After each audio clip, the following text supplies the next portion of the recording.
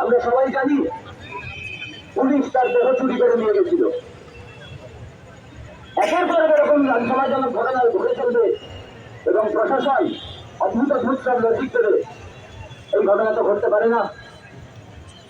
এই ঘটনার প্রতিবাদ যদি প্রশাসনিকভাবে না হয়, তাহলে সেই প্রতিবাদের দায়িত্ব মানুষ নিজের হাতে করে নেয়। তার জন্য আপনারা সবাই এখানে এসছেন।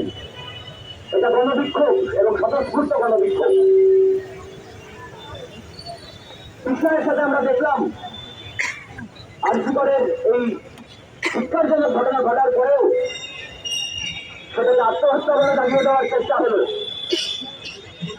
আমরা দেখলাম অবাক বিষয়ে মুখ্যমন্ত্রী বলেছিলেন আবার যে কতদিনের মধ্যে অপরাধী ধরা পড়বে। কি করে জানলেন উনি? অপরাধীকে উনি জানেন? অপরাধী কতদিনের মধ্যে ধরা পড়বে উনি জানেন?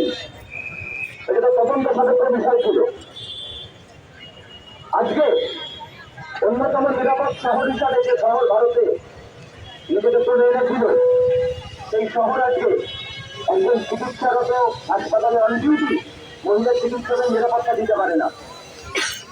এর মতো লজ্জাজনক ঘটনার কিছু করতে পারে?